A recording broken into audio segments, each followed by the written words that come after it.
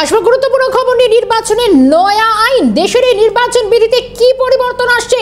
এবার থেকে লোকসভা এবং বিধানসভার ভোট কি একসঙ্গে, পৌরসভা এবং পঞ্চায়েতের ভোট কি একসঙ্গে, সংসদে শীতকালীন অধিবেশনে কি বিল আইনে রূপায়িত হতে চলেছে, কেন্দ্রের সিদ্ধান্তের সঙ্গে কতটা সহমত রাজ্যগুলির, কি ভাবছেন বিরোধীরা? কারণ বছর বছর নির্বাচন নয় এবং এবার নাকি একসঙ্গেই হবে লোকসভা বিধানসভা নির্বাচন, এক দেশ এক নির্বাচন, এবং তাতে শিলমোহর কেন্দ্রীয় সরকারের। এবার থেকে কি তাহলে লোকসভা বিধানসভার ভোট একসঙ্গে?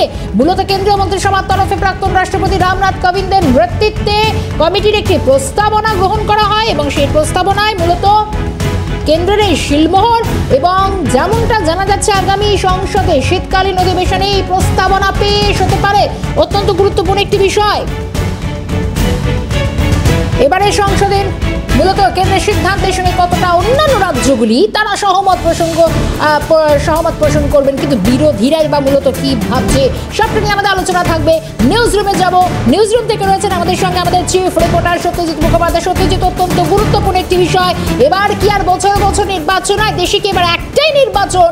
এবং আগামী শীতকালীন অধিবেশনে কেন্দ্রের তরফ থেকে একটি বিল বা প্রস্তাবনা পেশ হতে চলেছে, কিন্তু জানতে চাইবে শুরুতেই, যদি এই বিল আইনে পরিণত হয় তাহলে কি কি জটিলতা আসতে পারে? সত্যজিৎ, দেখো, দুটো বিষয় এখানে খুব গুরুত্বপূর্ণ। তুমি যেমন দর্শকদের বলছিলে যে প্রাক্তন রাষ্ট্রপতি রামনাথ কোবিন্দের নেতৃত্বে একটা হাই লেভেল কমিটি ফর্ম করা হয়েছিল, কারণ একটা বিষয় বলে রাখা প্রয়োজন শর্মিষ্ঠা, 2014 সালে এই এনডিএ গভর্নমেন্ট তাদের প্রথম ইস্তেহারে এই ওয়ান নেশন ওয়ান ভোট এর পক্ষেই সওয়াল করেছিল। ওয়ান ইলেকশন ওয়ান নেশন এই পক্ষেই সওয়ালটা করেছিল, অর্থাৎ এক দেশ এক ভোট, এবং নির্দিষ্টভাবে যে ছবিটা উঠে আসছিল যে তারা বিভিন্ন সময় বিভিন্নভাবে সেটাকে পার্সিউ করার চেষ্টা করেন, এবং শেষ পর্যন্ত যে ছবিটা আসে যে প্রাক্তন রাষ্ট্রপতি রামনাথ কোবিন্দের নেতৃত্বে যে একটা উচ্চ ক্ষমতাসম্পন্ন কমিটি ফর্ম করা হয়েছিল, সেই কমিটির হাতে যে নির্দিষ্টভাবে বেশ কিছু তথ্য তুলে দেওয়া হয়েছিল, এবং তাদের সেই কমিটির মধ্যে যেমন নির্দিষ্টভাবে তোমাকে বলবো যে গোলাম নবী আজাদ, অমিত শাহ নিজে ছিলেন, অধীর চৌধুরী, অর্জুন মেঘওয়াল প্রত্যেকেই ছিলেন। একটা বড়সড় কমিটি ছিল, এবং তারা আজকে তাদের সেই প্রস্তাব দিয়েছেন এবং সেই প্রস্তাব ক্যাবিনেটে পাশ হয়েছে।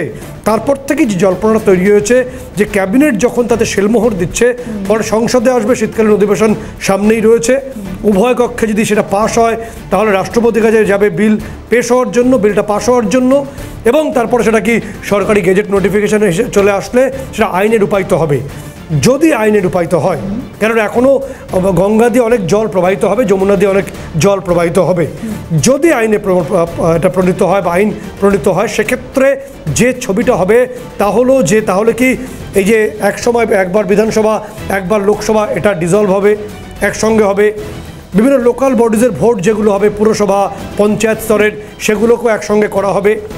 তাহলে তুমি যে প্রশ্নটা করছিলে কী কী সমস্যা তৈরি হতে পারে, সমস্যার একটা বড় দিক যেটা আইনজ্ঞরা মনে করছেন বা সংবিধান বিশেষজ্ঞরা কিছু আগে কথা হচ্ছিল তাদের সঙ্গে তারা মনে করেন যে এক্ষেত্রে যেটা ছবি হতে পারে, তুমি দেখবে যে 1951-52 এবং 52 থেকে 67 সাল পর্যন্ত এই সাইমালটেনিয়াস অর্থাৎ একই সঙ্গে ভোটটা হচ্ছিল, অর্থাৎ বিধানসভা এবং লোকসভা একইভাবে ভোটটা হতো।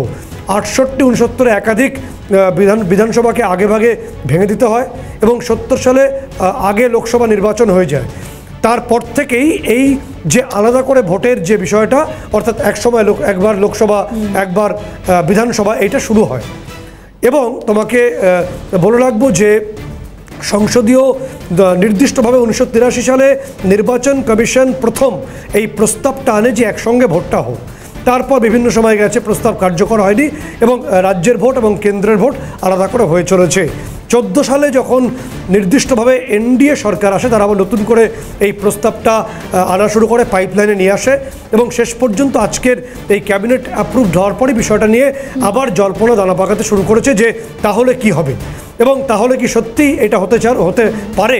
সবথেকে সংবিধান বিশেষজ্ঞরা মনে করেন যে এটা করতে হলে যদি এটা সত্যি আইনে রূপায়িত হয় তাহলে সেক্ষেত্রে কোনো একটি নির্দিষ্ট রাজনৈতিক দলের কর্তৃত্ব অনেকটাই বাড়তে পারে, এই সম্ভাবনাও আছে।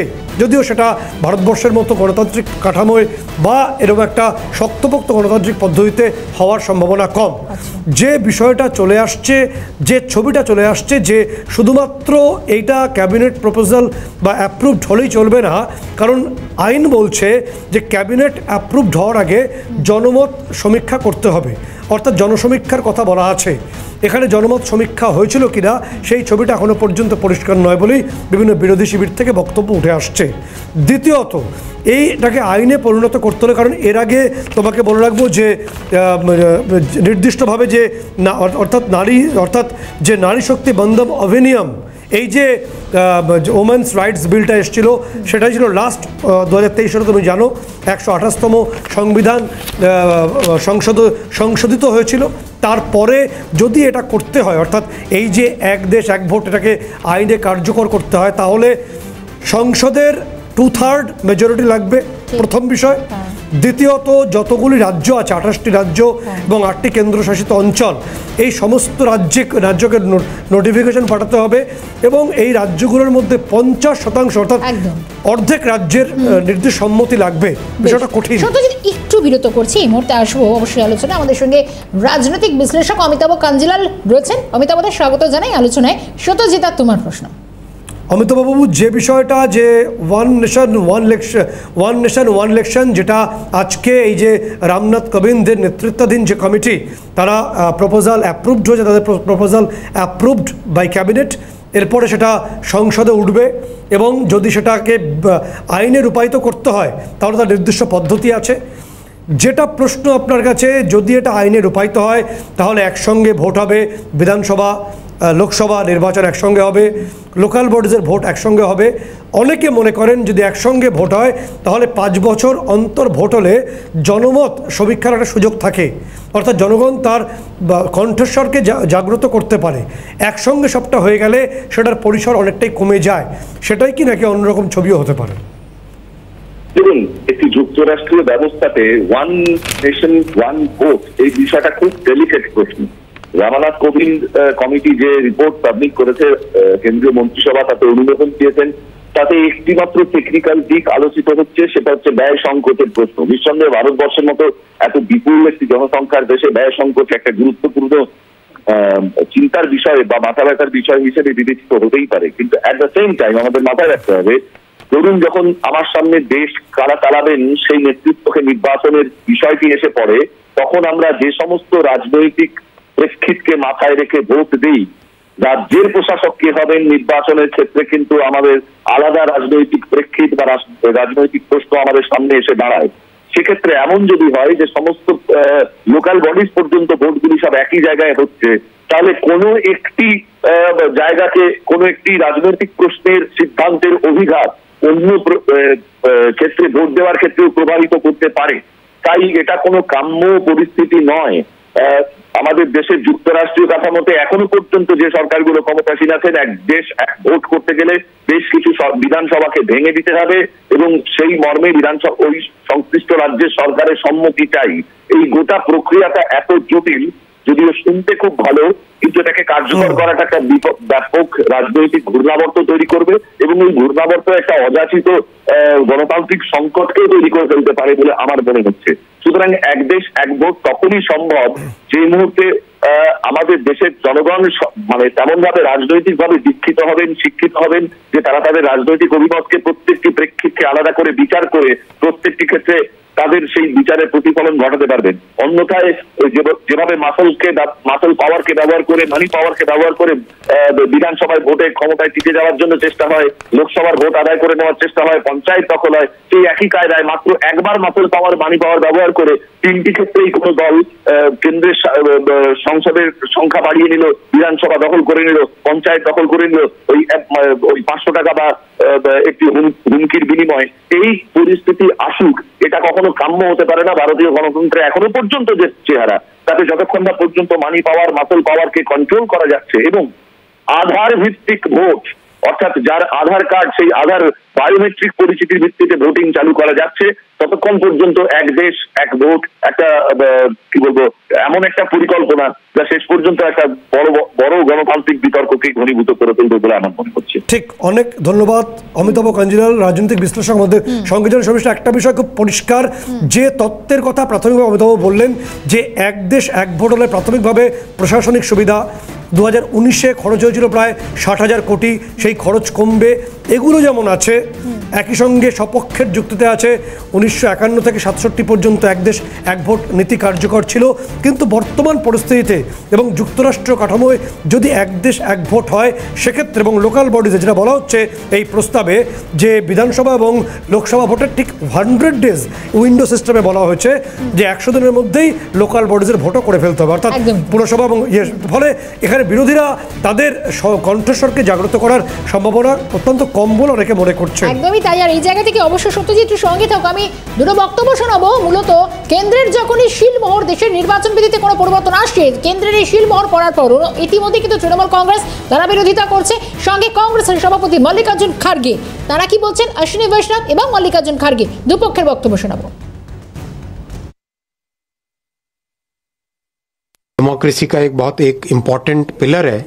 इस पिलर को, इस इंस्टीट्यूशन को स्ट्रेंथन करना चाहिए, न कि जो विपक्ष आज एक तरीके से अपने पार्टीजन अप्रोच के कारण, इस तरह के अपने अप्रोच के कारण जो सिंगल आउट कर देता है या फिर जो भेदभाव करता है वो गलत है।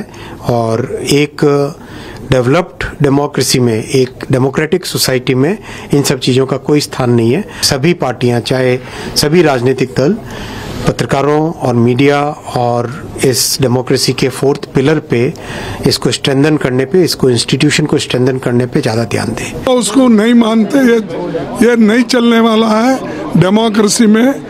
ये डेमोक्रेसी को टिकाना है तो जब जब चाहिए तब इलेक्शन करना पड़ेगा।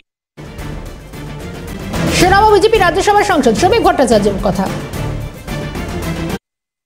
ওয়ান নেশন ওয়ান ইলেকশন, আজ ক্যাবিনেট বৈঠকে এই সিদ্ধান্ত গ্রহণ করা হয়েছে।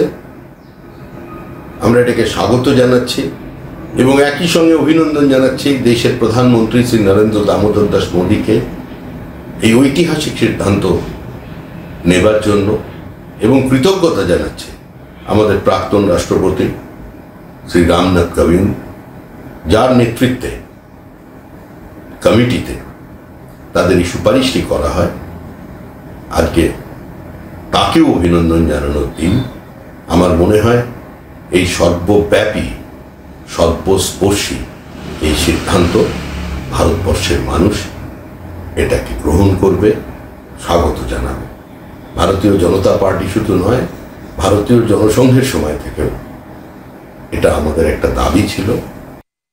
আমি যাবো এই মুহূর্তে আরো একবার সত্যজিতের কাছে। সত্যজিৎ, একদম বিরোধীরা তাদের কি অবস্থান হতে পারে, এবং সব থেকে বড় কথা এই যে বিল আনার কথা বলা হচ্ছে, এবং এই জায়গা থেকে মানে এই বিল আনা, সেটা আইনে কার্যকর হওয়া, মানে এটা কতটা কঠিন হতে পারে? দেখো, বিষয়টা যেটা কিছু আগে অমিতাভ বলছিলেন যে খুব কঠিন বিষয়, তার কারণ শুনতে ভালো, কারণ এই যে আজকে যে হাই লেভেল কমিটি রামনাথ কোবিন্দের নেতৃত্বে তারা যে তাদের প্রস্তাব পেশ করেছেন, অ্যাপ্রুভড হয়েছে বাই ক্যাবিনেট, কিন্তু প্রস্তাব পেশের আগে যেটা নির্দিষ্ট করে বলা আছে, তোমাকে অবশ্যই জনমত সমীক্ষা গ্রহণ করতে হবে, সেটা হয়েছিল কিনা প্রশ্ন আছে বিরোধীদের তরফ থেকে। দ্বিতীয়ত যে বিষয়টি আসছে, এটা যখন এই প্রস্তাব যাবে নির্দিষ্টভাবে সংসদে, তখন তোমার সংসদের 2 কক্ষের 2/3 মেজরিটি প্রয়োজন। সেটা ভীষণ কঠিন। আজকে যে অবস্থায় কেন্দ্রীয় সরকার তারা যে অবস্থানে দাঁড়িয়ে আছে, 2/3 মেজরিটি সেখান থেকে পাওয়া কঠিন, এবং সেটা যথেষ্ট কঠিন পদ্ধতি বলে একটা বড় অংশ মনে করে। তারপর দেশের সমস্ত রাজ্যকে বিষয়ে সূচিত করতে হবে, অন্তত 50% অর্থাৎ অর্ধেক রাজ্যের কাছ থেকে অনুমতি অর্থাৎ তাদের সমর্থন নিতে হবে, এবং সেটা পাওয়ার পরই এটা একটা আইনে প্রণীত হবে, অর্থাৎ গেজেট নোটিফিকেশান বের হবে। সেই প্রসেসটা অনেক দীর্ঘ, এত সহজ নয়। এবং তোমাকে বলে রাখি, 67 সাল পর্যন্ত 68-69 এসে কিছু প্রিম্যাচিওর লেজিসলেটিভ অ্যাসেম্বলিকে ভেঙে দিতে হয়েছিল সে কারণে, এবং 70 সালে যে লোকসভা হয়েছিল তার ফলেই এই বিষয়টার পরিবর্তন আসে। কিন্তু এখন প্রশ্ন হলো যে সমস্ত রাজ্যগুলোতে 5 বছর পর্যন্ত, এখন বর্তমান নির্বাচন কমিশনের নিয়ম অনুসারে 5 বছর পর্যন্ত তুমি সরকারে থাকবে, তার আগে একটি নির্বাচিত সরকারকে ফেলা হবে কেন? এই প্রশ্নে বিরোধীরা তাদের স্বরকে তীব্র করবে।